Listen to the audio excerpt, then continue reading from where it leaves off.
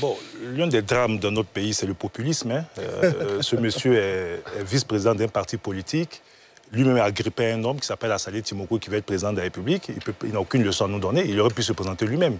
Donc, quand toi-même tu as grippé un individu, tu ne nous reproches pas d'être aussi agrippé un individu aussi compétent que le président Alassane Ouattara. Deuxièmement, c'est de se départir aussi entre cette posture de candidat à l'élection présidentielle et qui fait qu'on devient populiste malgré toute l'intelligence qu'on peut avoir, où on dépeint tout en noir, sans prendre le temps d'aller en profondeur et avoir de la rigueur dans l'analyse. Oui, Alassane Ouattara dit qu'il ne donne pas sa voix à la pauvreté, monsieur. Lorsqu'Alassane Ouattara arrivait à tel ce pays, la pauvreté était à 55%. Selon le dernier rapport de la Banque mondiale, nous avons chuté à 37%. Je rappelle que depuis 1998, la pauvreté allait croissante. Et c'est la première fois que nous inversons la courbe de la pauvreté. Et les 5 prochaines années, l'idée, c'est de ramener à 20%. Oui, Alassane Ouattara a dit qu'il ne donne pas à savoir, il parle du carburant. Mais s'il n'était pas populiste, il aurait pu comprendre que le prix du carburant, c'est aussi une conjoncture internationale.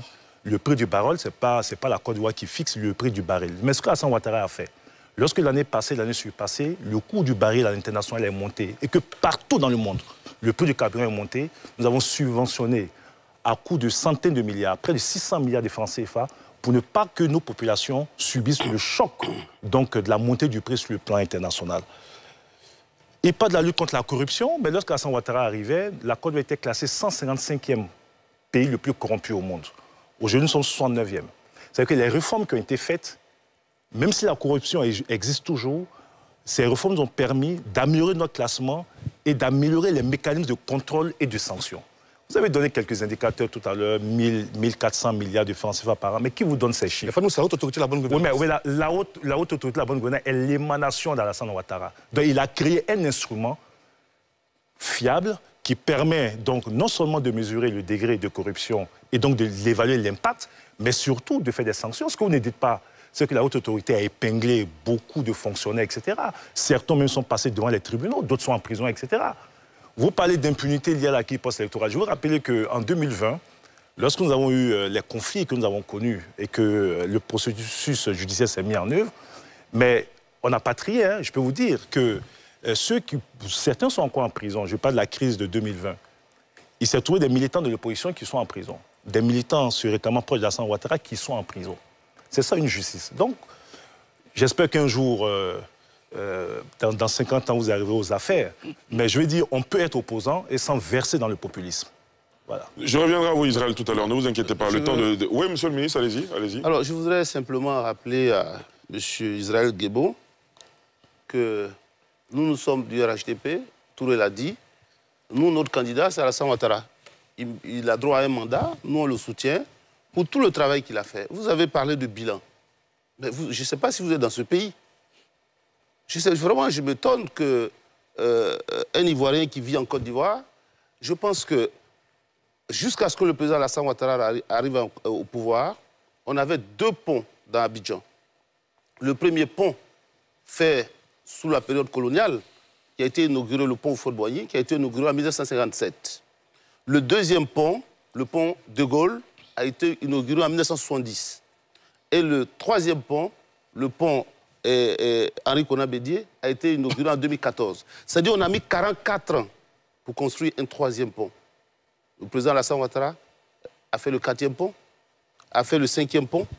Aujourd'hui, il y a la Y4. Des dizaines d'échangeurs dans la ville d'Abidjan.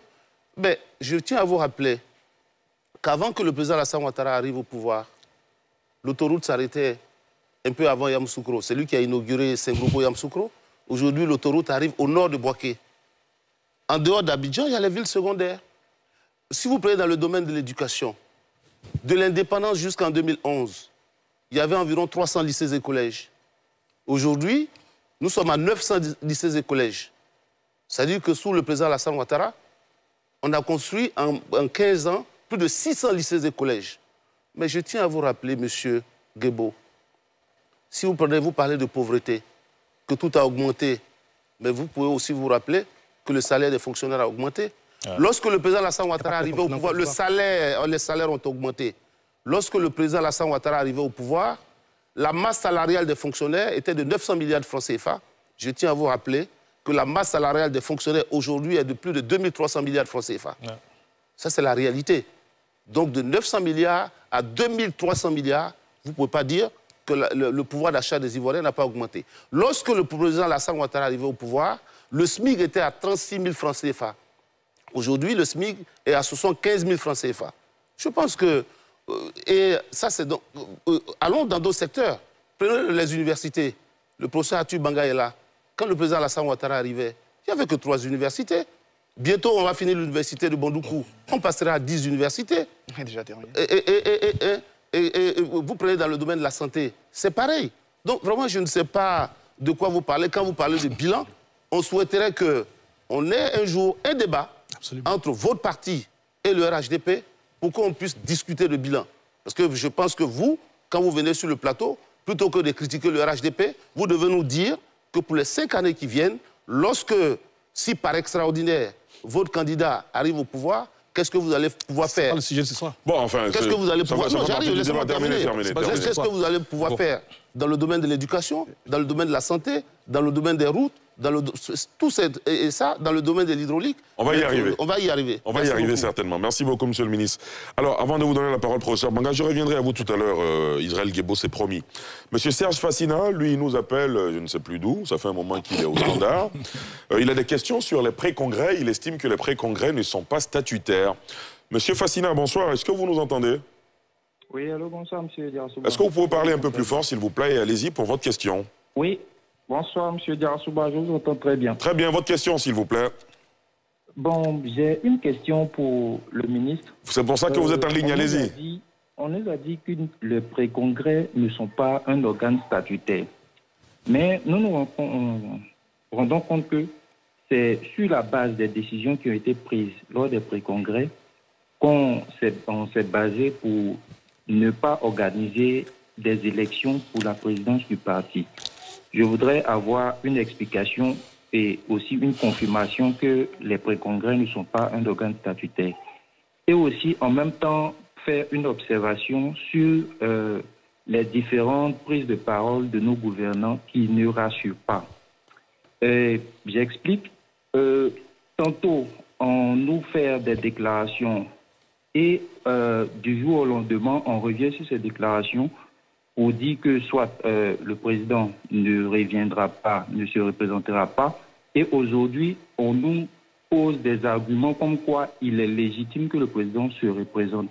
Donc je voulais aussi avoir une explication sur cet état de fait-là où nos gouvernants se disent et se dédisent en même temps. D'accord. Merci beaucoup, Serge Fassina, pour votre question rapidement sur les pré-congrès. On va Touré. Non, tous les partis politiques dans leur organisation, nous avons décidé de consulter les militants dans le cadre de pré-congrès avant le congrès. Mais vous voyez que nous ne sommes pas limités au pré-congrès pour prendre des décisions. C'est-à-dire que même quand il y a eu des résolutions pendant les pré-congrès, un congrès en bonne et due forme a été organisé et toutes les décisions issues des pré-congrès ont été soumises donc à discussion, à débat. Et c'est le congrès qui a été l'instance légitime pour décider. D'ailleurs, je peux vous dire que sur les textes, par exemple, il y a eu, en dépit donc de l'adoption de certaines montures par les pré-congrès, il y a eu des modifications au cours du congrès pour dire que le congrès reste souverain. Mais je peux dire aussi que vu l'expérience réussie des pré-congrès, les textes ont été amendés pendant donc, le congrès.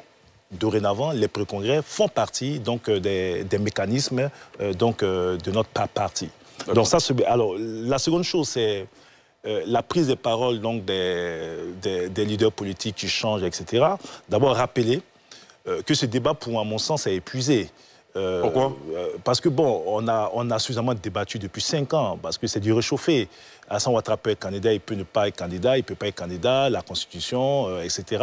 Le Conseil constitutionnel en 2020 a tranché, comme dans tous les pays démocratiques. Le Conseil constitutionnel a estimé que nous avions une nouvelle Constitution. Et d'ailleurs, dans la nouvelle Constitution, il est mentionné une nouvelle République. Et qu'à partir de ce moment, Alassane Ouattara avait le droit de faire 2 autres mandats. Là, il a son premier mandat, donc de la